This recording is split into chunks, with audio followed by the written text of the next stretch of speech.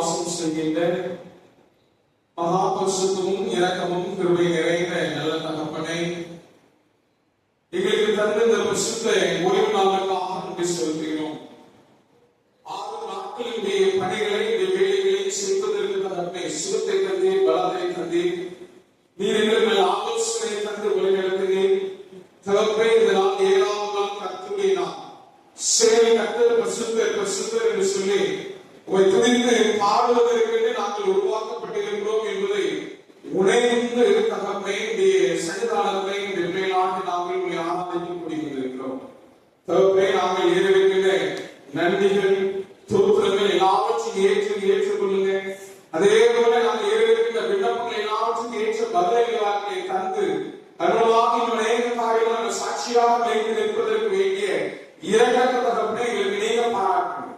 தகப்பன் தூயத்திலிருந்து ஆனாலும் வெற்றிக்காரர்கள் ஒப்புக் கொடுக்கிறோம். அப்பத்தை பிக்கையிலே தகப்பனை நீங்க எங்களுக்கு வெளிப்படுத்துங்க. துதிக்கிற மகிமை எல்லாம் வகை செலுத்துகிறோம். பிப்ரேஸ் கிறிஸ்துவின் வேண்டிக்கிறோம் நல்ல பிதாவே. ஆமென். தேவனுடைய பரிசுத்த நாமத்திற்காக எல்லாரும் இணைந்து ஆராதனை கீதம் 411 பாடுவோம். 127 ஆல்கார வாசலாலே கோவில்கள் போகிறேன், தெய்வ பெட்டியில் அன்னையாலே ஆத்மத்தை போகிறேன், இங்கே தெய்வ சமணம் மெய் வெளிச்சம் வாக்கியம். ஆராதனை கீதங்கள் 411 127.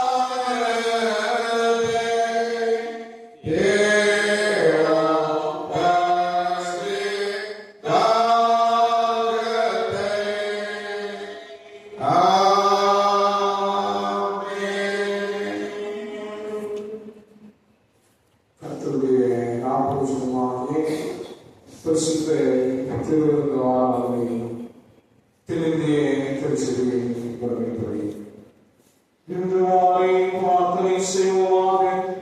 எல்லா இடங்களிலும் எல்லாரும் சிவத்திற்கு சர்வ வல்லமையுடைய நாங்கள் இங்கிருந்தே பரிபூர்ணமாய் கூறும் பரிசுத்த நாமத்தை உத்தமமாய் மகிமைப்படுத்தும் பரிசுத்த ஆவியின் ஏவலாம் எங்கள் இருதின் சுத்தமணி அல்ல எகத்தாய் சுத்தமாய் வேண்டி விடுகிறோம்.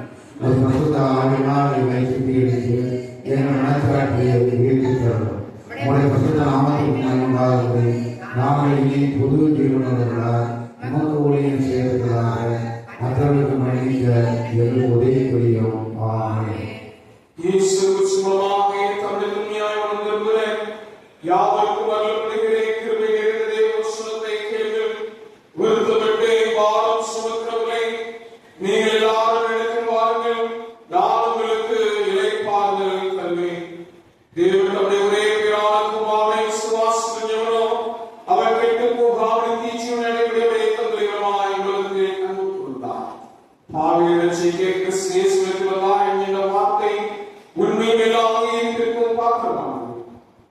பாவம் செய்வாயானால் நீதிபதிகளை நேசித்து நமக்காக பிதாவிடத்தில் பரிந்து பேசுகிறவராயிருக்கிறார். நம்முடைய பாவங்களை நிவர்த்தி செய்கிற கிருபாதாரவழி அவரே.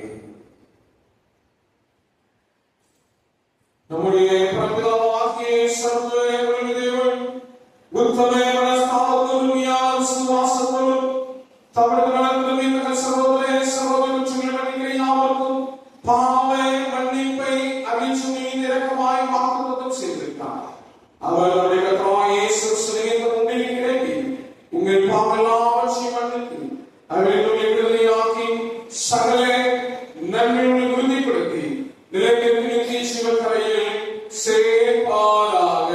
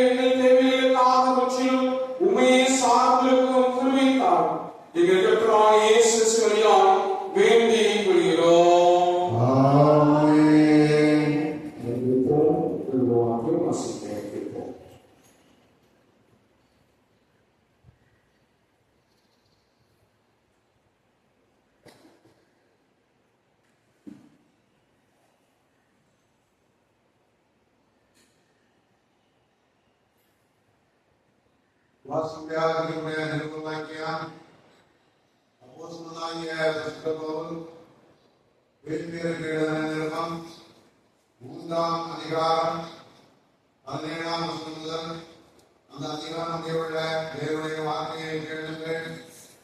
திருப்பிய 3ஆம் அதிகாரம் 17ஆம் வசனம் முதல். சகோதரரே, நீங்கள் என்னோட கூட பின்பற்றுபவர்களாகி நாங்கள் உங்களுக்கு வழிகாட்டுகிறபடி நடக்கிறவர்களை மாதிரியாக நோக்குங்கள். ஏனெனில் அநேக வேறுவிதமாய் இருக்கிறார்கள். அவர்கள் கிறிஸ்துவின் சிலுவைக்கு தகுதியர் என்று உங்களுக்கு அநேகம் சொன்னேன். இப்பொழுது கண்ணீரோடும் சொல்கிறேன், அவருடைய முடிவு அழிவு, அவருடைய தேவன் வயிறு, அவருடைய மகிமை, அவருடைய லட்சியை. அவர்கள் பூமிக்கு அடுத்தவர்களை சிந்திக்கிறார்கள். நம்முடைய குடியிருப்போ பரலோகத்தில் இருக்கிறது. அங்கே இருந்து கர்த்தராயிருக்கிற இயேசு கிறிஸ்து எல்லாம் இரட்சகர் வர எதிர்பார்த்துக் கொண்டிருக்கிறார். அவர் எல்லாவற்றையும் தமக்கு கீழ்ப்படுத்திக் கொள்ளத்தக்க தம்முடைய வலிமையான செயலின்படியே நம்முடைய அற்பமான சரீரத்தை தம்முடைய மகிமையான சரீரத்துக்கு ஒப்பாக மறுரூபப்படுத்துவார் என்பது வாசித்தால் சொல்லப்பட்ட நிருபவாக்கியம் வாசாகி.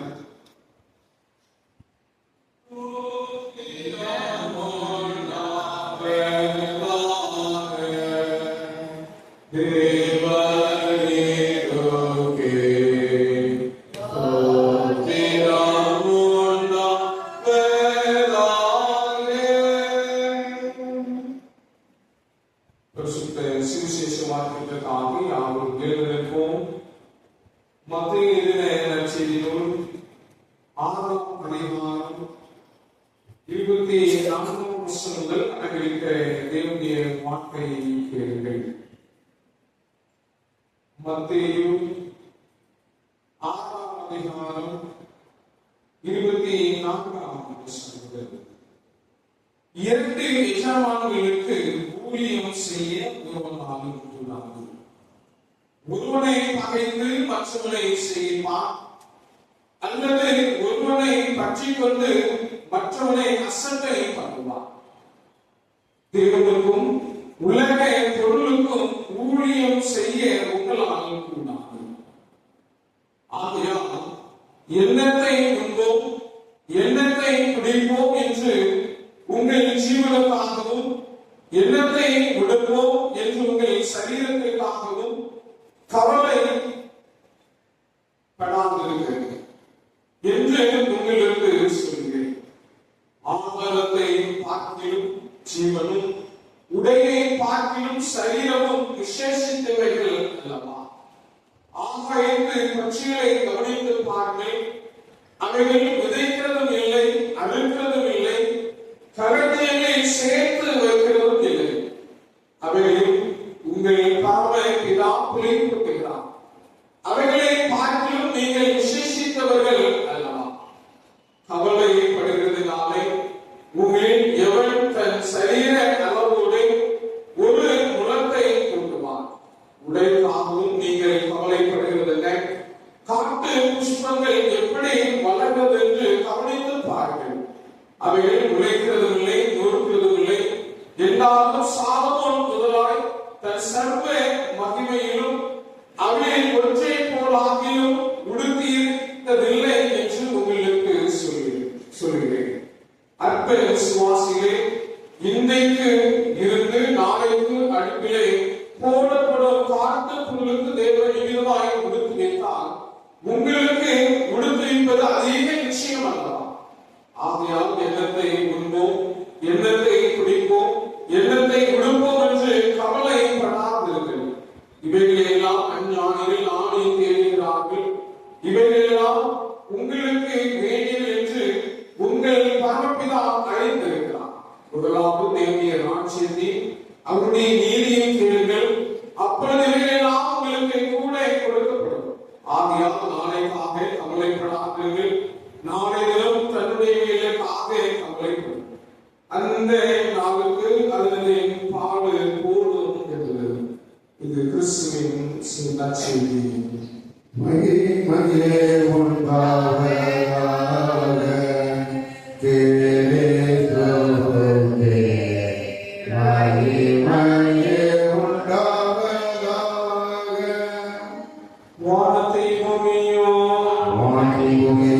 காண்பது காண்பாதமான எல்லாத்தையும் படைத்தவராயிருக்கிற சர்வவல்லமையுள்ள பிதாவாகிய ஒரே விசுவாசத்திலே ஒரே கர்த்தருமாம் தேவனுடைய ஒரே பேரான குமாரனுமாகிய இயேசு கிறிஸ்துவின் விசுவாசத்திலே அவர் சகல உலகம் உண்டாவதற்கு முன்னே தனது தாமாலே ஜெனிக்கப்பட்டவர், தெய்வத்தில் தெய்வமானவர், ஜோதியில் ஜோதியானவர், மெய்தேவனில் மெய்தேவனானவர், உண்டாக்கப்படாமல் ஜெனிக்கப்பட்டவர், பிதாவுடைய ஒரே தந்தையுடையவர், சகலத்தையும் உண்டாக்குகிறவர், மனிதனாய நமக்காகவும் நமக்கு உண்டாகவும் பரமனுக்கு இறங்கி பசுத்தாமனாலே கண்களால் அவதரித்த மனுஷனானார்.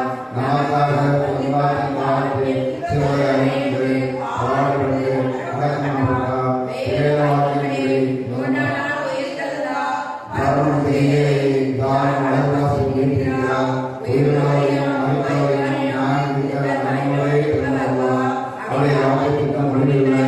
கர்த்தருமாய் தேவனை கொடுக்கிறவருமாய் பிதாவின் குமாரனுக்கு புறப்படுகிறவருமாய் பிதாவோடு குமாரனுடன் பொழுது தோத்தரிக்கிறவருமாய் தீர்க்கதரிசியுடனாய் உரைத்தவருமாய் இருக்கிற பசுத்த ஆவியின் விசுவாசத்திலே ஒரே பொதுவான அப்போஸ்தல திருச்சபையின் விசுவாசத்திலே பாவம்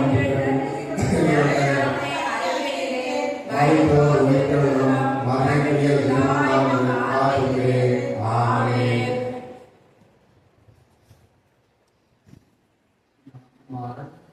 பரிசுத்தாவின் நாமத்தினாலே ஆமென்.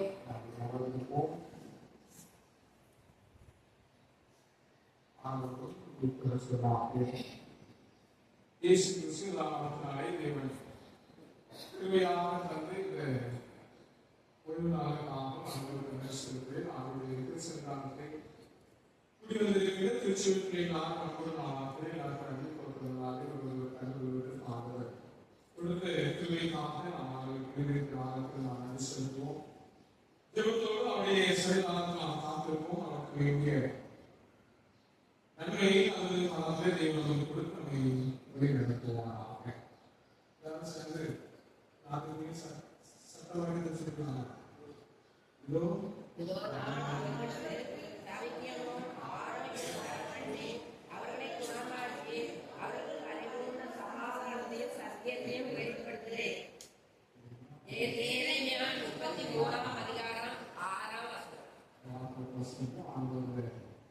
அனுகூலமாக வேண்டிக் கொண்டிருக்கிறார். நமக்கு ஆசீர்வதித்து வருவாராக. நுகர்வு கலாச்சாரம் கிறிஸ்தவர்களின் ஒரு நுகர்வு கலாச்சாரம் அப்படின்னா நுகர்வு கலாச்சாரம்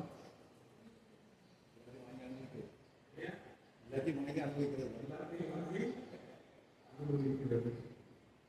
சொல்லப்போனா ஒரு 10-20 வருஷத்துக்கு முன்னாடி நம்ம எந்த கடைக்கு போனோம், இப்போ எந்த கடைக்கு போயிட்டு இருக்கோம், அதுதான் வித்தியாசம். வேற எதுவுமே இல்லை. சொல்லப்போனா 30 வருஷத்துக்கு முன்னாடி ஒரு அண்ணாச்சி கடை இருந்துச்சு.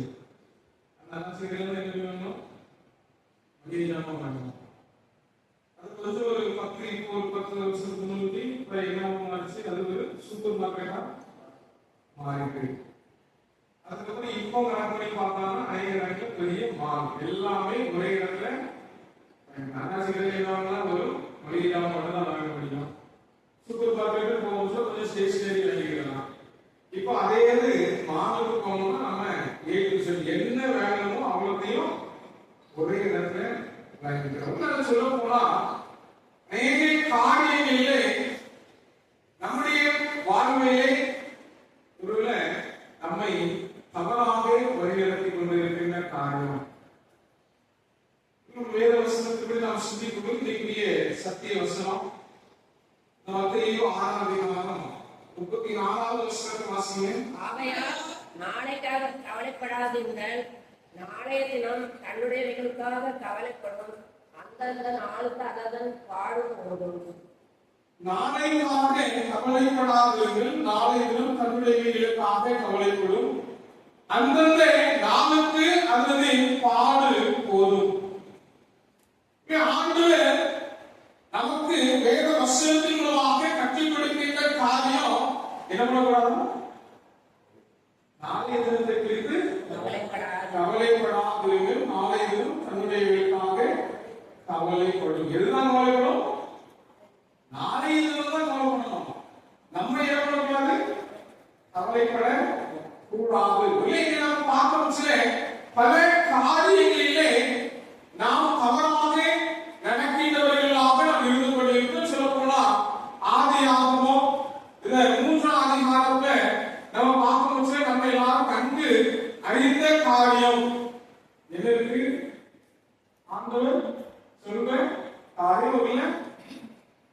ஏதேன் தோட்டம் முழுவதுமாக உருவாக்கப்பட்டிருக்கிறது. அங்கு எல்லா வசதியும் இருக்கு. ஆனா ஆண்டவர் ஆதாம் ஏவாளை பார்த்து சொன்னாங்க, என்ன சொல்றாங்க, நீங்க அந்த நடுவாரத்துல தனியே புசிக்க கூடாது என்ற ஒரு வார்த்தை சொல்லப்படுகிறது. ஆனா நம்ம பார்க்கும் சில இந்த வேத பகுதியில இந்த முதல் வசனம் ஆதியாகமம் 3ஆம் அதிகாரம் முதல் வசனம் நம்ம பார்க்கும் சில அந்த இடத்துல சொல்லப்பட்டிருக்கிற காரியம் உள்ளே ஸ்ரீ நோக்கி வாசிக்கிற முதல் வசனத்தை வாசிக்க.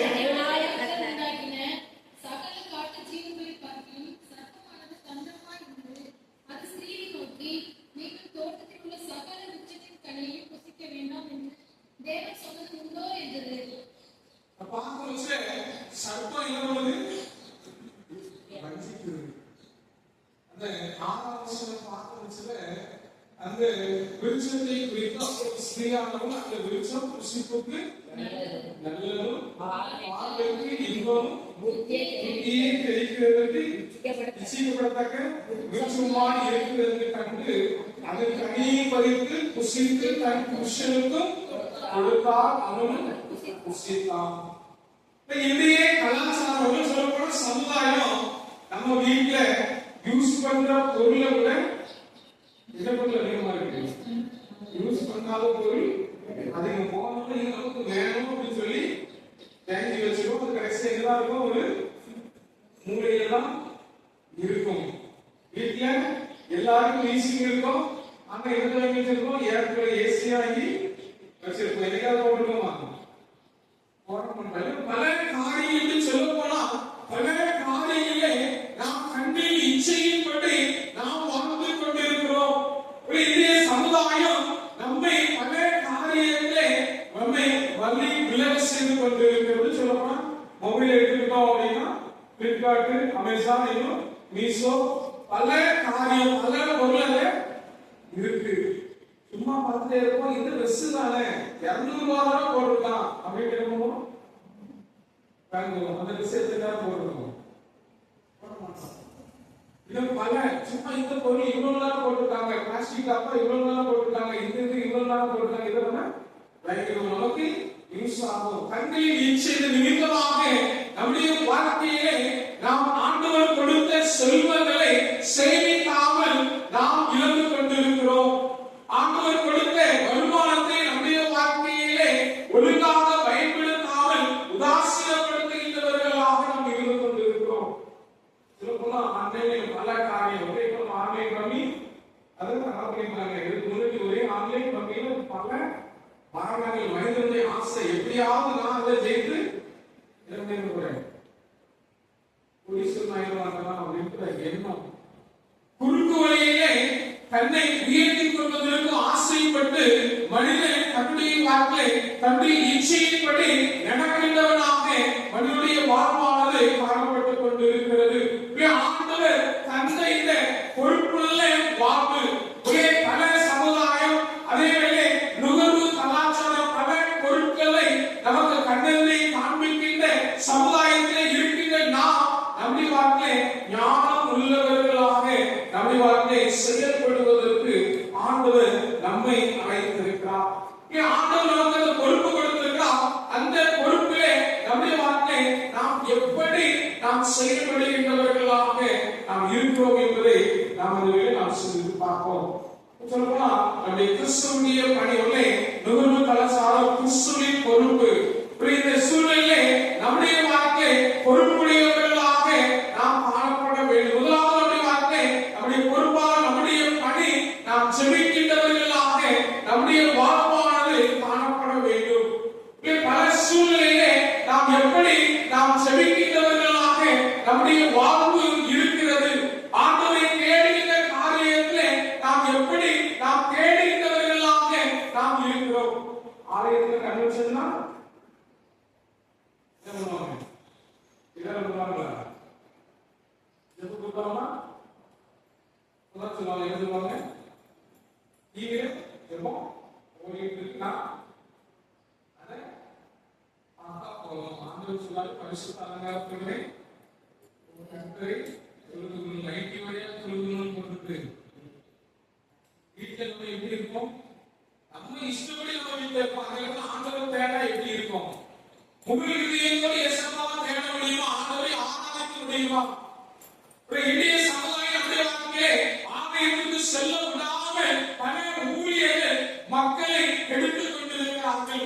இப்படி சொல்ல போனா அதுதான் அநேக ஆலயங்கள்ல ஏழுவதற்கு ஆளு இல்ல, சிவகுண்டத்துக்கு ஆளு இல்ல. கேட்டா எழுதுவாங்க, உங்களுக்கு எல்லாருக்கும் தெரியும், அண்ணே ஜோகுன்றாரு, அண்ணே அவங்க ஜோகுன்னு அவங்களுக்கு சசுரன் ஏற்க அவங்க சப்பாத்தி பேர் வருது.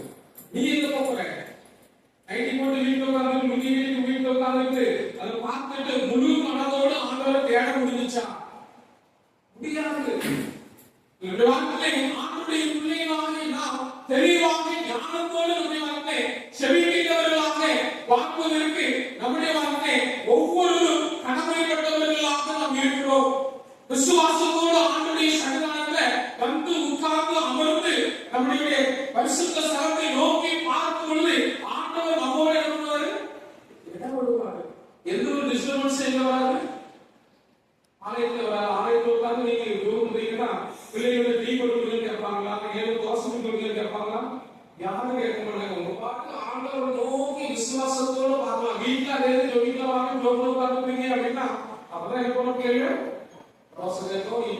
கேட்கும், பூரி கேட்கும், இரவுனாலே காபி கொடுத்தாலும் வீட்டுல கேட்பாரு. அந்த வேலை கேட்பதற்கு எப்படி ஜெபம் பண்ண முடியும்? இதுதான் நம்முடைய வாழ்க்கையை அறிந்து கொள்ள வேண்டிய காரியம். நம்முடைய பணி ஆண்டுடைய பிள்ளைகளாக பொறுப்பாளராக செபிக்கின்ற பொறுப்பை ஆண்டவர் நம்முடைய வாழ்க்கையை அவர் தருகிறார். விசுவாசத்தோடு இரண்டு பேராவது மூன்று பேராவது என் நாமத்தினாலே கூடி வரும் பொழுது அங்கே நான் வாசம் பண்ணுவேன் என்று சொல்லி ஆண்டவர் நமக்கு வாக்குரைத்திருக்கிறார். அதே போல நாம் செபிக்கும் பொழுது நம்முடைய விண்ணப்பங்கள் எல்லாவற்றையும் ஆண்டவர் கேட்டு அதற்கேற்ற பதிலை ஆண்டவர் நமக்கு அவர் தருவார். சொல்லப்போனா வேதத்தின் அடிப்படையில அப்போஸ்தலர் 16ஆம் அதிகாரம் 25வது வசனம் பார்க்கிறோம். நடு இரவிலே சிறைச்சாலையிலே ஜெபிக்கின்ற அனுபவம் சொல்லப்பட்டிருக்கிறது. பவுலும் சீலாவும் ஆண்டவரை நோக்கி விசுவாசத்தோடு ஆண்டவரை நோக்கி அவர் விண்ணப்பிக்கிறார்கள். அந்த இடத்தை துணித்து பாடினார்கள். அவருடைய கட்டுகள் இடத்தை அவிழ்ந்தது. சிறையிருப்பை ஆண்டவர் மாற்றினார்கள். அதே போலதான் நம்முடைய வாழ்க்கையை பொறுப்போடு நாம் ஜெபிக்கும் பொழுது ஆண்டவர் நம்முடைய விசுவாசத்தை கண்டு அதற்கேற்ற பதிலை நம்முடைய வாழ்க்கையை கொடுத்து நம்மை உயர்த்துகின்ற தேவனாக அவர் இருக்கிறார். முதலாவது நம்முடைய வாழ்க்கையை ஒரு நுகர்வு கலாச்சாரம் கிறிஸ்துவின் பொறுப்பு. நம்முடைய பொறுப்பு என்னது? ஜெபிக்கின்ற பொறுப்பு. பல ஜனங்கள் ஜெபம் இல்லாமல் விழுந்து கொண்டிருக்கிறார்கள். பல ஜனங்கள் நம்முடைய வாழ்க்கை பொறுப்பில்லாமல் கிறிஸ்துவை ஆண்டவரை தேடுகின்ற காரியத்தை தேடாமல் விலகி போய் கொண்டிருக்கிறார்கள். இந்த காரியத்தை நம்முடைய வாழ்க்கை எப்படி நாம் ஆண்டவரை நாம் தேடுகின்றவர்களாக, ஆண்டவருடைய சன்னிதானத்தை எப்படி நாம் செபிக்கின்றவர்களாக நாம் இருந்து கொண்டிருக்கிறோம் என்பதை நாம் இந்த வேளையில் நாம் சிந்திப்போம். இரண்டாவதாக கிறிஸ்துவின் பொறுப்பு நம்முடைய வாழ்க்கையை ஆதரிக்கின்ற பொறுப்பு. என்னது? ஆதரிக்கின்ற பொறுப்பு. வாசிங்க அப்போஸ்தலர் 6ஆம் அதிகாரம் 5வது வசனத்தை வாசிங்க. இந்த யோசனை சபையாருக்கு பிரியமாய் இருந்தது. அப்பொழுது விசுவாசமும் பரிசுத்த ஆவியும் நிறைந்தவனாகிய ஸ்தேவானையும் தீத்துவையும் தெர்போத்தையும் நிக்கோதரையும் தீமோனையும் பர்மெனையும் யூத மார்க்கத்தாரை அந்தியோகியா பட்டணத்தாகிய நிக்கோதேமையும் தெரிந்து கொண்டு அவர்கள் அப்போஸ்தலருக்கு முன்பாக நிறுத்தினார்கள். இவர்கள் ஜெபம் பண்ணி அவர்கள் மேல் கைகளை வைத்தார்கள். பார்க்கும்போது பொறுப்பு ஆதரிக்கின்ற பொறுப்பு ஏழை அந்த நாட்டில் நம்ம பார்க்கும்போது வேதவசனத்துல இந்த ஏழை உதவிகளுக்கு உதவுகின்ற பொறுப்பு கொடுக்கப்படுகிறது. அந்த பொறுப்பை நிறைவேற்றியதற்கு இந்த 7 பேருக்கு அங்கீகாரம் கொடுக்கப்படுகிறது. இந்த 7 பேரும் தங்களுக்கு கொடுக்கப்பட்ட பொறுப்பை உண்மை உத்தமத்தோடு அவர்கள் நிறைவேற்றினார்கள். ஆதரிக்கின்ற பொறுப்பை நம்முடைய வாழ்க்கையை தந்திருக்கிறார். நம்முடைய வாழ்க்கையை இந்த ஊழிய காரியங்களிலே ஊழியத்திற்கு உதவுகின்ற காரியத்தை ஆதரவாக நாம் எப்படி இருக்கிறோம்? அதே போல நம்முடைய வாழ்க்கையை பிற தேவையோடு இருக்கின்றவர்களுக்கு எப்படி நாம் உதவுகின்றவர்களாக நம்முடைய வாழ்வானது காணப்படுகிறது என்பதை நாம் இந்த வேளையை நாம் சிந்திக்க வேண்டும். அவருடைய நோக்கங்களை நம்முடைய வாழ்க்கையை நாம் பிறரை தேவையோடு இருக்கின்றவர்களை ஆதரிக்கின்ற பொறுப்பு. இந்த பொறுப்பு நம்முடைய வாழ்க்கையை ஆண்டவர் தருகிறார். உபாகமம் 10ஆம் அதிகாரம் 15வது வசனத்தை வாசிங்க. உபாகமம் 10:18.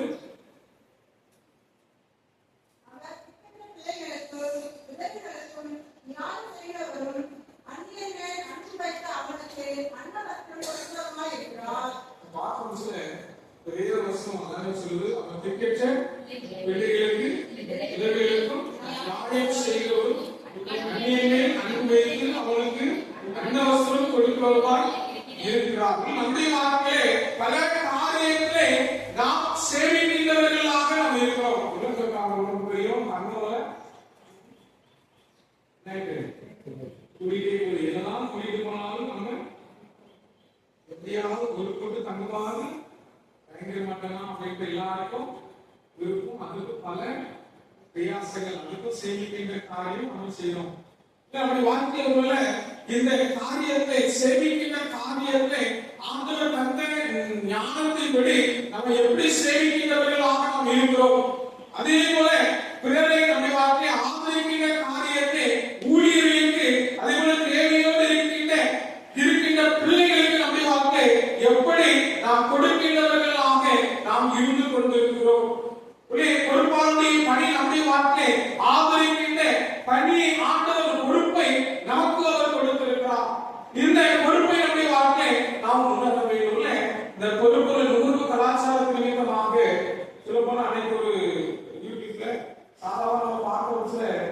மாச சேலரி எவ்வளவு, நீங்க எவ்வளவு வச்சிருக்கீங்க அப்படின்னு கேட்டா 3ஆம் தேதி 4ஆம் தேதி பார்த்தாங்க. ஒரு சிலர் காமிக்கிற பேலன்ஸ் 1000 கீழே என்ன பண்ணாங்க, பேங்க்ல எந்த அக்கௌண்ட்ல இவ்வளவுதான் காசு இருக்கு. இதுக்கப்புறம் என்ன பண்ணுவீங்க அப்படின்னா, நான் என்ன பண்ணுவேன், கடன் வாங்கி நான் குடும்பத்தை நடத்துவேன்.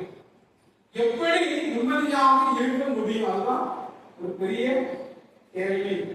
மனிதன் தன்னுடைய வாழ்விலே தன்னுடைய கண்ணின் நிச்சயப்படி நடந்து தன்னுடைய வாழ்விலே தன்னுடைய ஆண்டவர் தந்த சம்பாத்தியத்திலே வீணாக செலவழித்து சேமிப்பு இல்லாமல் மன நிம்மதி இல்லாத மனிதனாக வாழ்ந்துகொண்டிருக்கிறார். அதுதான் உண்மை.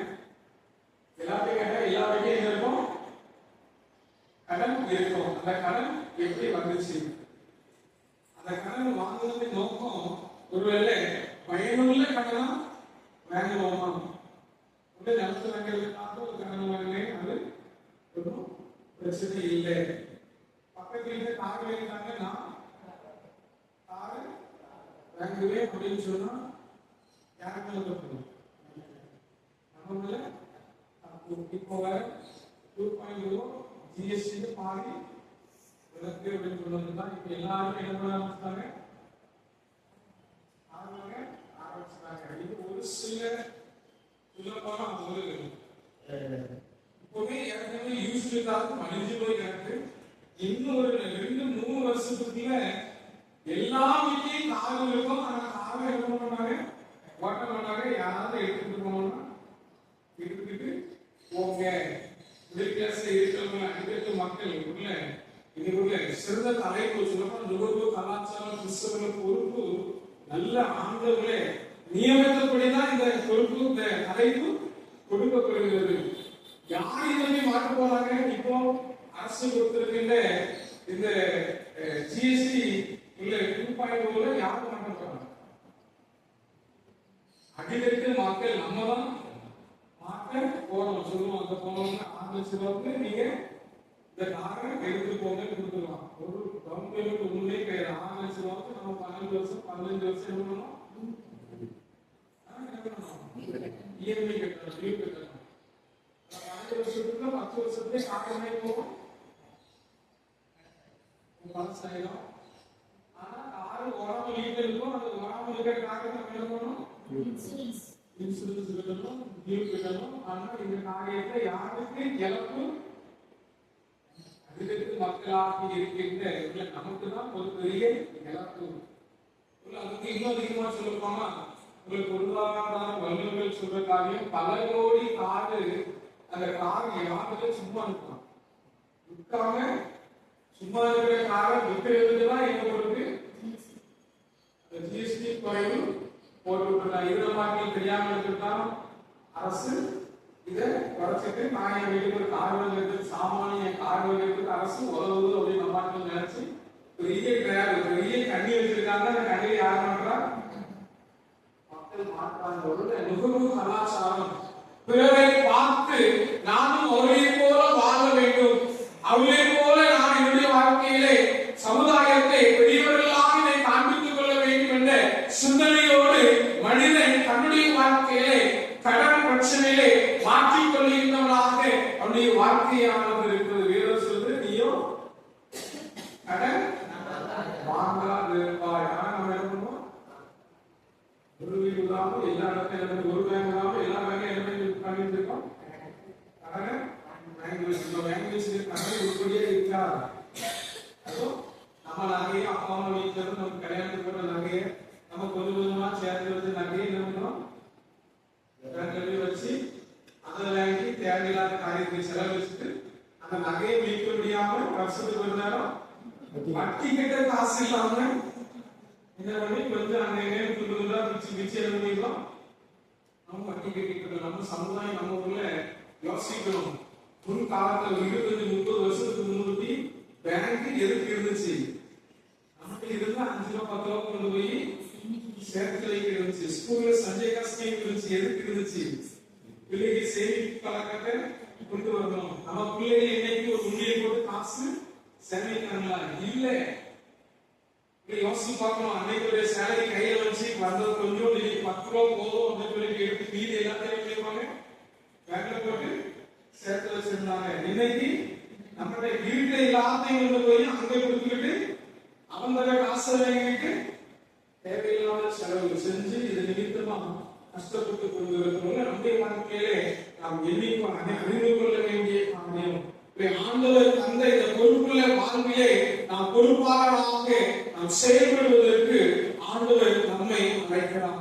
மூன்றாவதாக உள்ளே நம்முடைய வாழ்க்கை நிபுணர் கலாச்சாரம், கிறிஸ்துவின் பொறுப்பு நம்முடைய வாழ்க்கை, கணக்கு நம்முடைய வாழ்க்கை ஒப்புவிக்க நாம் கடமைப்பட்டு இருக்கிறோம்.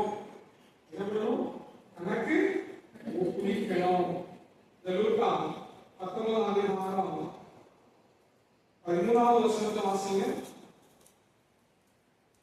புறப்படும் போது அவன் தன் ஊழியர்கள் 10 பேரை அழைத்து அவர்களுக்கு 10 ராக்கத் திரவியம் கொடுத்து, நான் திரும்பி வரும் அளவும் இதை கொண்டு வியாபாரம் பண்ணுங்கள் என்று சொன்னான்.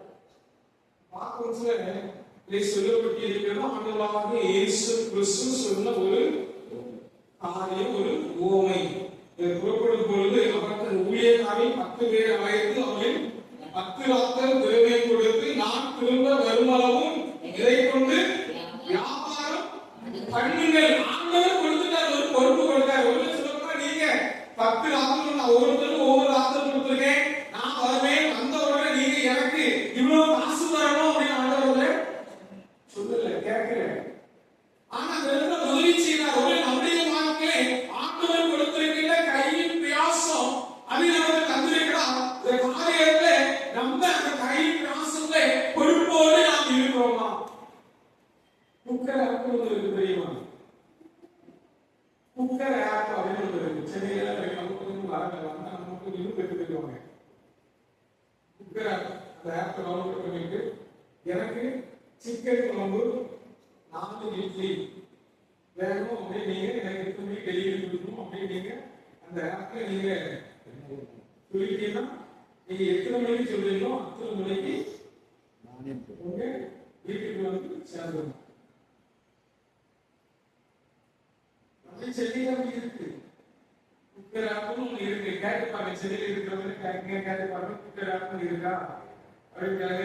4 இட்லி, கொஞ்சம் சிக்கன் குழம்பு, கொஞ்சோண்டு துவையல், கொஞ்சோண்டு சாம்பார், சிக்கன் இந்த விதத்துல நீங்க வச்சு அனுப்புங்க அப்படின்னா அதை வச்சு ஒரு தொழில் வழி இருக்கு. நிறைய வீட்டுல சோறு பொங்கலே கிடையாது, கிச்சனே இல்லாமையும் வீடு இருக்கதான் செய்யுது. பல நுகர்வு கலாச்சாரம் பிறரை பார்த்து மனிதன் தன்னுடைய வாழ்க்கையிலே சீரழிந்து கொண்டிருக்கிறான். புனித காரியங்கள் நம்முடைய வாழ்க்கையிலே நாம் கணக்கு ஒப்புவிக்க வேண்டும். வீட்டுல கிச்சன்ல போய் தண்ணி குடிச்சு குடிக்கிறதுக்கு மாற்றப்பட்டு ஆப்ல தண்ணி பாட்டில் ஆர்டர் பண்ணி டோர்ல திறந்து தண்ணி வந்தாங்க. எவ்வளவு மக்கள், எவ்வளவு பொறுப்பு. ஆண்டவர் கையின் பிரயாசம் ஆசீர்வாதம் அளவில்லாம கொடுத்திருக்காரு. எந்த ஒரு குறையும் இல்லாம எல்லா ஆசீர்வாதம் நடக்கிறதுக்கு, படுக்கிறதுக்கு, ஓடுறதுக்கு நல்ல சுகத்தை கொடுத்திருக்காரு, பலத்தானதும் கொடுத்திருக்காரு. ஆனா அதை வந்து கிச்சன்ல போய் தண்ணி பிடிச்சி குடிக்கிறதுக்கு மாற்றப்பட்டு என்ன பண்ணா வாங்கி குடிக்கலாம். கிச்சன்ல போய் ஸ்டவ்வ ஆன் பண்ணி பால் பாக்கெட் ஊத்தி காஃபி போடுறதுக்கு மாற்றப்பட்டு காஃபி ஆர்டர் பண்றான். வாக்கு தன்னுடைய வாழ்க்கையை ஆண்டவர் கொடுத்த இந்த செல்வங்களை மனிதன் பிறனை பார்த்து அவன் இழந்து போய் கொண்டிருக்கிறான். ஆண்டவர் சொல்ற காரியம் வியாபாரம் பண்ணு என்ற வார்த்தை ஆண்டவர் கொடுத்தாரு. ஆனா பார்க்க வச்சு அதற்கு பல ஆண்டவர் கொடுத்த அந்த தாளத்தை பயன்படுத்தினா ஒரே ஒரு மனுஷன் மட்டும் என்ன பண்ணினா சீரைய இந்த பத்திரமா ஒன்றுக்கும் பயன்படுத்தல. நம்முடைய வாழ்க்கை ஆண்டவர் தந்த பொறுப்பை உணர்ந்து தேவையோடு அதை நம்முடைய வாழ்க்கை நாம் பயன்படுத்துகிறவர்களாக நம்ம இருக்கிறோம். தேவையான காரியத்தை செய்யாமல் நம்முடைய வாழ்க்கை ஆண்டவர் விரும்புகிற பிரகாரம் நம்முடைய வாழ்க்கை நாம் செயல்படுகிறவர்களாக வாழ்வதற்கு ஆண்டவர் நாம் ஒவ்வொருவரையும் அழைத்திருக்கிறார். இந்த வாழ்க்கையில உள்ள இந்த நுகர்வு கலாச்சாரம் பிறரை பார்த்து மனிதன் ஒவ்வொரு நாளும் தன்னுடைய வாழ்க்கையை சீரழிந்து கொண்டிருக்கிறான்.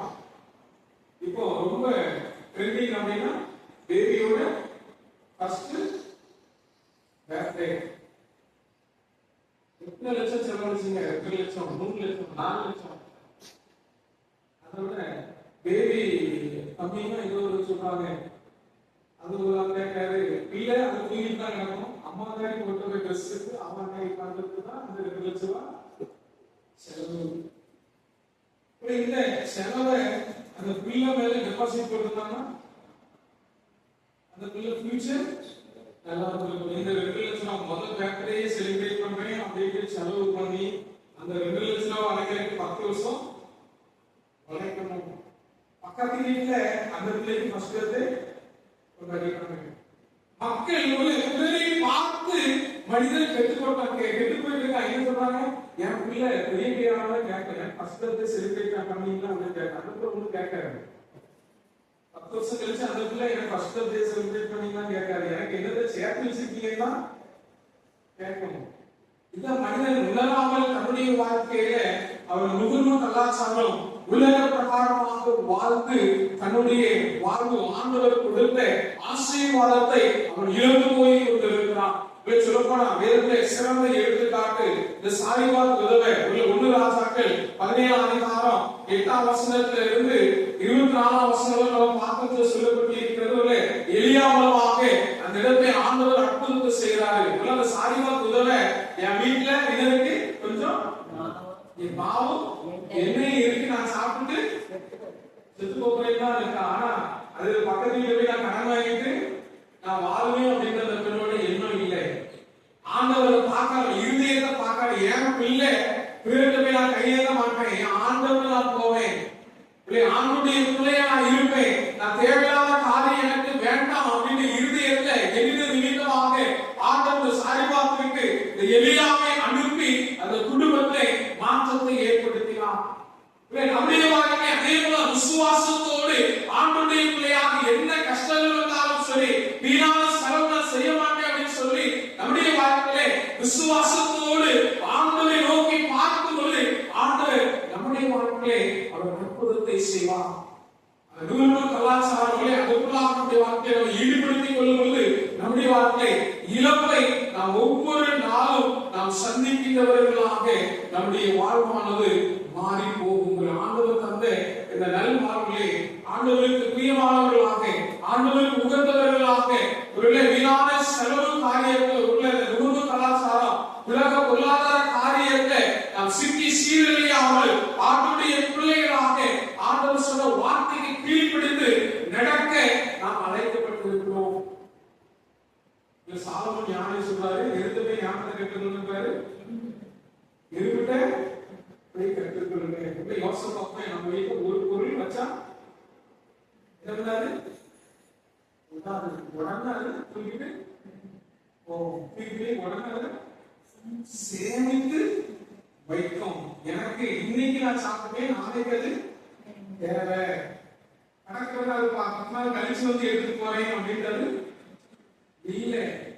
நமக்கு தெரியும் நம்முடைய சமுதாயம் நம்முடைய உறுப்பினர்கள் நம்ம கூட அந்த கஷ்டங்களும் பட்டுட்டு தான் வந்திருக்கோம். ஒரு காலத்துல மழை பெஞ்சு மின்னல் வெட்டினா இறந்து பார்க்க போனோம்,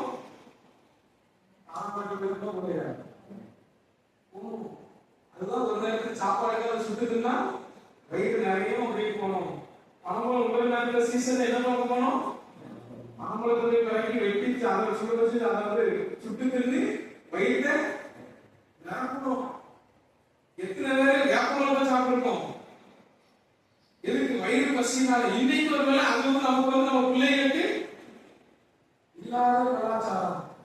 நம்ம காக்காவை பிடிச்சு சுட்டு சாப்பிட்டோம். யாரெல்லாம் காக்காவை பிடிச்சு சாப்பிட்டீங்க எல்லாரும் சாப்பிட்டுருக்கோம். இன்னைக்கு அந்த காக்கா அப்படின்னா என்ன சுட்டு பிள்ளைங்க அசிங்கமா சொல்லுது. ஆனா கோழிய சுட்டு கொடுத்தா இருக்குது. நம்ம அப்ப கோழியை நம்ம காக்காவை சுட்டு கொடுத்து நம்ம பிள்ளை இருக்கு கோழியை சுட்டு கலாச்சாரம் மாறிக்கொண்டே இருக்கிறது. அந்த மாறிக்கொண்டே இருக்கிற சமுதாயத்தை நம்முடைய வாழ்க்கையை ஞானவனாக வாழ்வதற்கு அழைக்கப்பட்டோம். தாவீதுடைய ஆசை ஆண்டவரை ஆலயம் கட்டணும்னு தான் விருப்பம். ஆனா அவையவே ஆண்டவர் சொல்ற காரியம் நான் வீடு கட்டுறவே உள்ளதான் எனக்கு ஆலயத்தை கட்டுவான். உள்ள தாவீது சும்மா இருக்கல, உடனே என்ன பண்ணாரு? ஆலயம் கட்டுறதுக்கு என்ன வேணுமோ எல்லாத்தையும் என்ன பண்ணாரு? சகோதரிக்காய் சொல்லக்கூடிய எல்லாத்தையும் என்னெல்லாம் இருக்கோ குவியா சேர்த்து வைக்கலாம். வெள்ளி செம்புல இவருக்கு பொருளாம் என்ன பொருள் இருக்கலாம், என்ன பொருள் பார்ப்போம் எவ்வளவு சேர்த்து வைத்திருப்பார். ஆண்டவருக்குரிய மகனாக தாவீது ஆலயம் கட்டுகிற பணியிலே அவர் பொறுப்போடு செயல்பட்டார். அதே போல நம்முடைய வாழ்க்கை ஆண்டவருக்கு இந்த பணி ஒருவேளை நுகர்வு கலாச்சாரம் நம்முடைய கண்ணில் இச்சை இருந்து கொண்டிருக்கின்ற சூழ்நிலையே நம்முடைய வாழ்க்கையை கிறிஸ்தவர்களாக நம்முடைய பொறுப்பை உணர்ந்து நம்முடைய வாழ்க்கையை நாம் செய்ய முடியுமா? கடன் வாங்காதவர்களாக ஆண்டவர் கொடுத்த கட்டளையை நிறைவேற்றுகின்றவர்களாக வாழ்வதற்கு நாம் அழைக்கப்பட்டிருக்கிறோம். உண்மையோடு ஆண்டுடைய திருக்கரத்தை காத்து ஒப்புக்கொள்வோம். கருத்தை இந்த கண்ணில் இச்சையின்படி என்னை வழிநடத்தாமே நான் ரொம்ப பிரியமாக நடக்க வேண்டிய தெய்வத்தாக உள்ளே அதற்கு ஏவா இந்த கண் இச்சை நிமித்தமாக விழுந்து போனது நிமித்தமாக பாவம் விழுந்துல வந்துச்சு. ஒருவேளை நம்முடைய வாழ்க்கையை கண்ணில் இச்சையோடு நம்ம நடந்தோம்னா நம்முடைய குடும்பம் எது விழுந்தோம்? பாவத்துக்கு விழுந்தோம், கடன் பிரச்சனை விழுந்தோம். அதை உணர்ந்தவர்களாக ஆண்டவர் பிரியமான காரியத்தை சிந்து செய்வதற்கு நம்ம ஒப்புக் கொடுக்கும். ஆண்டவருடைய தேவா நன்மை தந்து வைத்திருக்குவாங்க.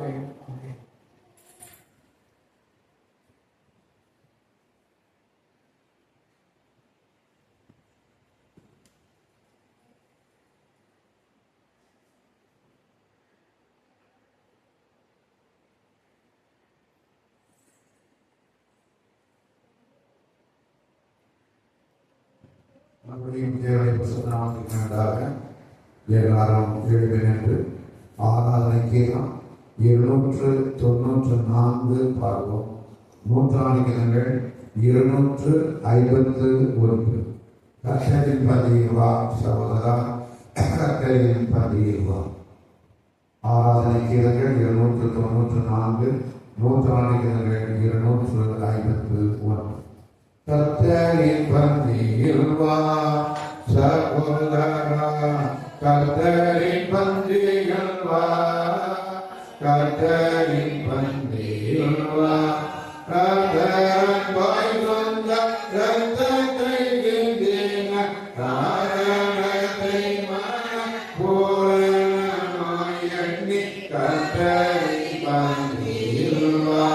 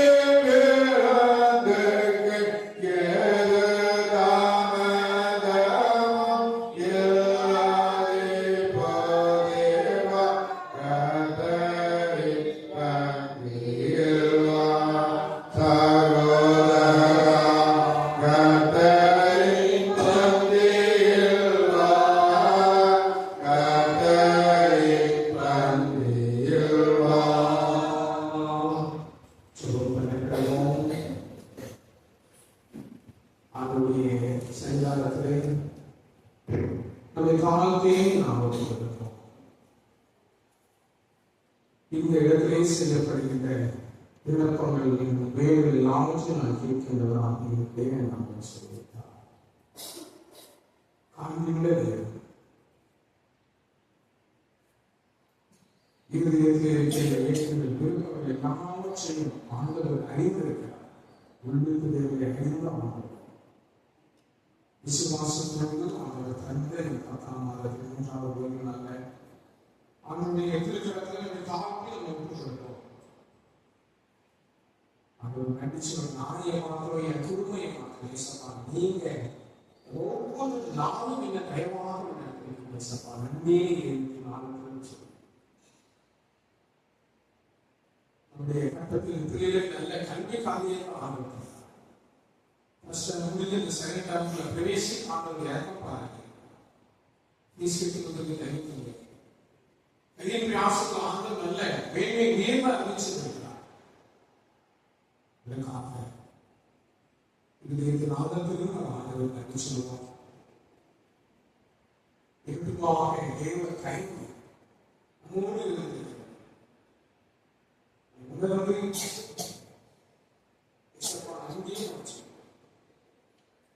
கையின் பிரயாசத்தில் நல்ல மேன்மையாக இருக்கிறார். விவசாயத்தை ஆசிரியர்கள் நல்ல வானத்து மதங்கள் திறந்து நல்ல மழையை கடந்த நாட்கள் அவர் கண்டு கொண்டிருக்கிறார். அந்த விவசாயம் செய்கிற பிள்ளைகள் வாழ்வாதாரம் மாறணும். பிள்ளையுடைய விவசாய தலம் ஆண்டவர் ஆசீர்வதிக்க நல்ல ஆண்டு இல்லை நல்ல மழை இல்லாத நிமித்தமா விவசாயம் செய்ய முடியாத சூழ்நிலை இடத்திலே இருப்பாங்க. நிமித்தமா விவசாயம் செய்ய முடியாத நிலை நல்ல சூழ்நிலை மாறணும். மாணவ நல்ல மாணவ நல்ல திறந்த நல்ல மழையை கொடுக்கணும். நிமித்தமா பகுதி பூமி நல்ல குளிர்ச்சியாகணும், நல்ல செழிப்பா மாறணும். விசுவாசத்தோடு நம்ம ஆண்டவருக்கு நம்ம கேட்போம். பகுதி நல்ல மழையை நிமித்தமான பகுதி மீண்டும் பழையபடி நல்ல செழிப்புள்ள இடமாக ஆரம்பிச்சா விசுவாசத்தோடு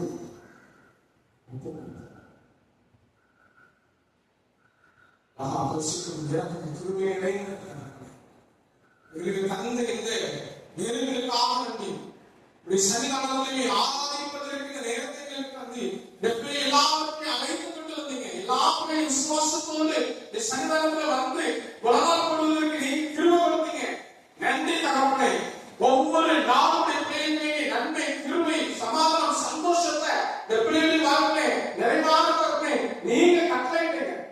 எத்தனையோ ஒவ்வொரு குடும்பத்தையும் தலைவர்களுடைய காத்த ஒப்புக்கொள்கிறோம். உள்ளூர்ல வெளியூர்ல இருக்கிற பிள்ளைகளை அர்ப்பணிக்கிறோம். எல்லா பிள்ளைகளையும் பணி கையில் பிரயாசம் வியாபாரம் தொழில் எல்லாமே ஆசீர்வதிகள் குடும்பத்தின் தலைமையில் ஒப்புக்கொடுக்கிறோம். கொடுத்த கற்பனை பிள்ளைகளை ஒப்புக்கொடுக்கிறோம். எல்லா பிள்ளைகளையும் பேர் பெற ஆசீர்வதிங்க. படித்த படிப்புகளை வேலை வாய்ப்பு ஏற்படுத்தி கொடுங்க. திருமண காரியத்தில் காத்து கொண்டிருக்கிற வாழ்க்கை நல்ல திருமண காரியத்தை ஏற்படுத்தி கொடுங்க. பிள்ளைகள் உலக பிரகாரமான நுகர்வு கலாச்சாரத்தில் தன்னை ஈடுபடுத்திக் கொள்ளாமல் ஆண்டவர் சொன்ன வார்த்தை நீயோ கடன் வாங்காதிருப்பார். கண்ணில் இச்சையோடு நடக்காமல் ஆண்டவரின் பிரியமான நடப்பேன்னு சொல்லி வார்த்தை ஒரு பிரியமான நடக்கப்படுத்தப்பட்டே பிள்ளைகளுடைய வாழ்க்கையை கையில் பிரயாசம் பிரியமாக இருக்கட்டும். வீணான செலவினங்களை பிள்ளைகளை விலக்கி நீங்க பாதுகாத்துக் கொள்ளுங்க. என்ன நிலையில இருக்கும் எல்லாரும் நீர் மாற்றம் அல்லவர். கரம் பரிசுத்தமுள்ள கரம் அற்புதம் செய்கிற கரம் யாரெல்லாம் விளைவித்தோடு தகப்பனே அப்பாவும் பிதாவே எனக்கு இறங்கும் பாவைக்குமாரே எனக்கு இறங்கும் யாரெல்லாம் கேட்காத எல்லாருடைய வாழ்க்கையும் அற்புதத்தை நீங்க செய்யுங்க. தலைவர்களால் தொடரும் விசுவாசத்தோடு தலைமுறை தகவல் பலவீனத்தோடு நோக்கி பார்க்க இருதயத்திலே சொல்றாங்க. பலவீனம் இருக்குது, என் கண்ணில் பலவீனம் இருக்கு, என் நுரையீரல்ல பலவீனம் இருக்கு, என் இடுப்புல பலவீனம் இருக்கு, என் முதுகுல பலவீனம் இருக்கு, கழுத்து தண்டு நரம்புகள் எல்லா பலவீனம் சொல்றா நீங்க தொடுங்க யார் யாரெல்லாம் கேட்கறீங்களோ தரப்பே. எல்லா பிள்ளைகளுக்கும் நீங்க இறங்கி இந்த பிள்ளையை தொட்டு அற்புதத்தை செய்யுங்க. சொல்லுவாங்க சிறு பிள்ளைகளை ஒப்புக்கொடுக்கணும். பிள்ளைகளுடைய கல்விக்காக ஆசிரியத்தாங்க. பிள்ளை பள்ளிகளில் கல்வி வரும்போது பிரயாணங்களை போக்குவரத்துல பாதுகாப்பு கொடுங்க. விஷயமாக பிள்ளைகளுடைய தூதர்களை கொண்டு பாதுகாப்பு பிள்ளை எங்க வியாபாரங்களோ அந்த இடத்துல தெய்வீக பாதுகாப்பு பிள்ளைகளுக்கு இருக்கிறது தரப்பேன்.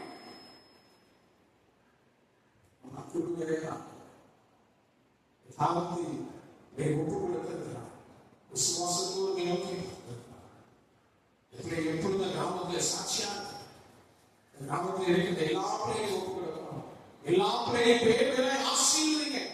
யார் யாரும் வெளியில யாரால வெளிவிடுவதாக கேட்டிருக்காங்க. இயேசுப்பா எனக்கு இருக்கிற பயணத்தை மாற்றுங்க, என் குடும்பத்தில் இருக்கிற கடனை மாற்றுங்க யாரெல்லாம் கேட்காங்களோ அந்த பிள்ளைகளை வார்த்தை அற்புதம் நடக்கட்டும். இதனால காரியங்கள் பிள்ளைகளை விலகினாங்க காத்துக் கொள்வதற்கு வேணுங்கள் பார்க்கட்டும். கண்மணியாக கிறிஸ்து மீது வார்த்தை அசிவாரப்பட்டவர்களாக இளைஞர் இருக்கிறதாக கைவி இறக்கத்தை கிராமத்தில் இருக்கிற எல்லா பிள்ளைகளும் பாராட்டி எல்லா பிள்ளைகளும் ஆசீர்வதித்து நமக்கு நீங்க பிள்ளைகளுடைய விசுவாசத்தோடு இருக்காங்க. இப்ப தன்னை அர்ப்பணிக்கு அடையாளமாக இந்த கருத்துக்கள் பெற்றுள்ள ஆசீர்வாதத்தை காணிக்கையா படைச்சிருக்காங்க. எல்லாவற்றையும் ஏற்று அங்கீகரித்து இந்த பிள்ளையை ஆசீர்வதித்து நமக்கு நீங்க வெளியிடுங்க. அதே காணிக்கை ஏற்று அங்கீகரிக்கலாம் ஆசீர்வதிக்கலாம். எப்படி ஒவ்வொரு பேர்களை ஆசீர்வதித்து தகப்பனை நீங்க இதை மகிமை எல்லாம் செலுத்தணும். இப்படி சிசுக்களை பிதாவே ஆமென். ஜெபம் பண்ணுவோம்.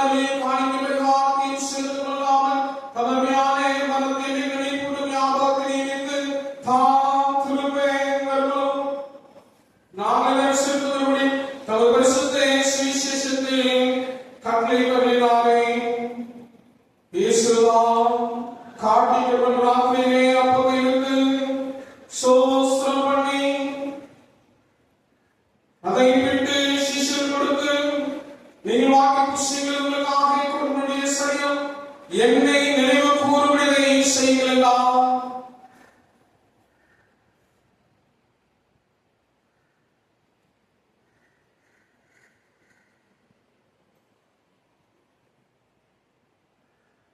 அப்படியே கொஞ்ச நாட்களுக்கு ஆத்மார்த்தத்தை எடுத்து சோஸ்திரம் பண்ணி அவர்களை கொடுத்து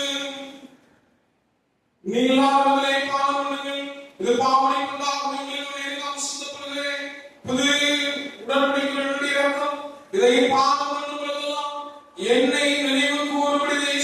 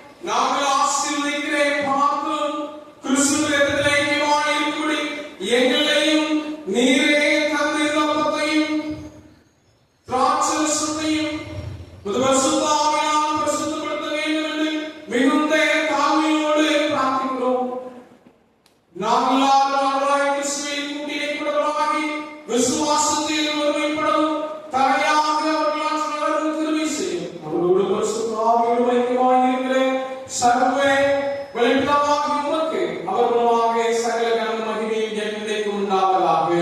ஆமென். நம்முடைய தாய் கிறிஸ்துவின் தந்தையோடு சுலபமாக பாடல் இருக்கிற இரண்டாக நாம் சொல்வதாக ராஜ்யம் வருவதாக பரிசுத்தம் செய்வது போல பூமியும் செய்வதாக அந்த அப்பத்தை எழுதுவாரும் ஏழுமான நிற்கிறது போல ஏழு மணியும் ஏழு சோதனைக்கும் பேசுவதாலும் தீமையை எடுத்துக்கொள்ளும் ராஜ்யம் கருணையும் மகிமையும் இரண்டுக்கும் ஆமென். நம்முடைய அவாத்திர நிலையை, நம்முடைய தவறுகளை, நம்முடைய தவறுதல்களை அவனுடைய சரிகாலத்தை சொல்லி அறிக்கை வைசப்பா, நான் செய்த பாவங்கள் எல்லாவற்றையும் மன்னிங்க, நான் இனி இந்த பாவத்தை நான் செய்ய மாட்டேன், நம்முடைய பிள்ளையா பரிசுத்தமா வாழ்வதற்கு ஒப்புக் கொடுக்கிறேன் தகப்பேன்னு சொல்லி அவனுடைய திருக்கரத்தை நம்மை தாக்கி ஒப்புக் கொடுப்போம். பரிசுத்தெல்லாம் நம்முடைய வாழ்க்கையை தேவன் தரிசிக்க முடியும். பரிசுத்தமான தேவன் நம்முடைய விரும்புகிற காரியம் நாமும் எல்லா காரியத்தை பரிசுத்தமா இருக்கணும் ஆண்டவர் விரும்புகிறார். காரியத்தை உணர்ந்து அவர்களுடைய சிலத்தை அவர் சேர்த்தேர்களுக்கும் இரக்கமுள்ள கர்த்தாவே, இரக்கமுள்ள கர்த்தாவே, எங்கள் சுயநீதியை நம்பி நாங்களுடைய பதிவு சேரத்தினாலும் தேவனை அனைத்து இரக்கத்தை நம்பி செய்கிறோம். உடைய நீதியின் தொட்டிகளை தூக்கிக் கொள்ள நாங்கள் பார்க்கிறோம். ஆனாலும் தேவரே எப்பொழுதும் இறக்கம் செய்ய வெற்றியுடைய மாறான நன்றியை ஆகையால் திருவை வழங்கினாலே அருமையான இயேசு கிறிஸ்துவை விலங்கியான சரீரத்தாலும் இரத்தத்தாலும் எங்கள் பாவமுள்ள சரீரமும் ஆத்மா சுத்தமாகி எப்பொழுது நாங்கள் அவர்களுடன் அவர் எதிர்கொள்ளும் வாசமாயிருப்பதற்கு இயற்கையுடனாய் அவருடைய சரீரத்தை புசித்து அவருடைய வெற்றியை காண எங்களில் நிறைவேற்றுகிறோம். ஆமென். நாம் பிறக்கும் கிறிஸ்துவின் சரீரத்தின் ஐக்கியமாக இருக்கிறது அல்லவா? ஜெகத்தின் பாவத்தை சுமந்து தீர்க்கிற தேவாடு கொள்கிற எங்களுக்கிரங்கும் தேவா சமாதானம் தாரும். தேவாடு கொள்கிற எங்களுக்கிரங்கும் தேவா சமாதானம் தாரும். கிறிஸ்துவின் திருப்பதி ஆயத்தமாக இருக்கிறது. ஆயிரம் 727 நூற்றாண்டுகள் 516 727 நூற்றாண்டுகள் 516 இம்மானுவேல்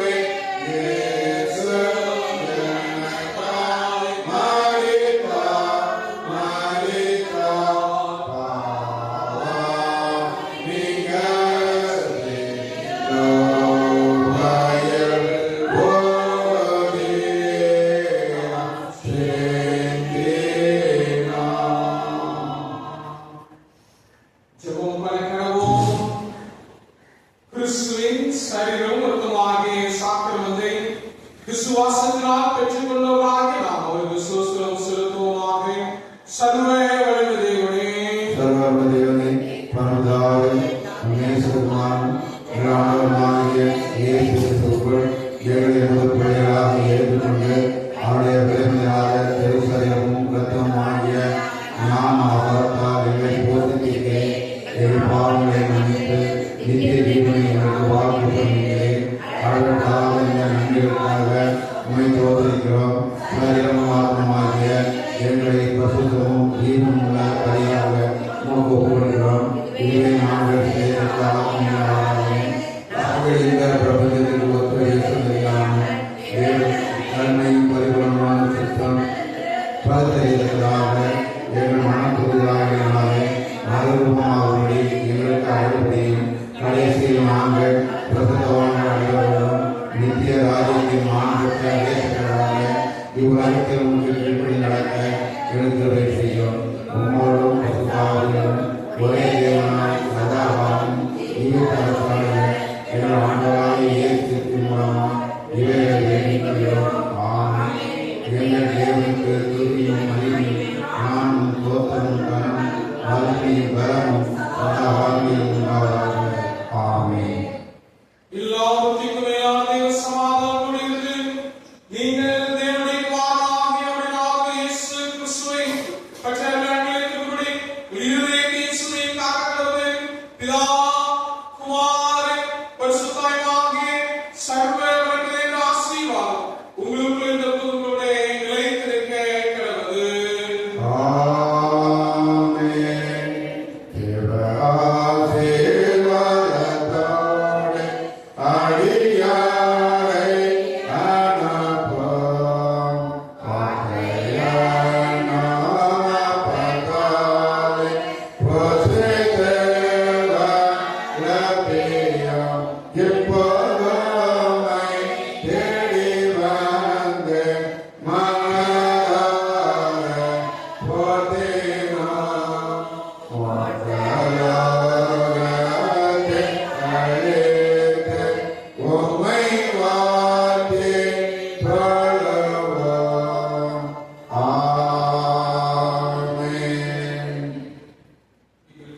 இரட்சகருமாகிய கர்த்தாவே, இந்த வாயின் வார்த்தையின் இருதயத்தின் தியானம் கிறிஸ்துவுக்கு பிரியாயிருக்க கடவுளே.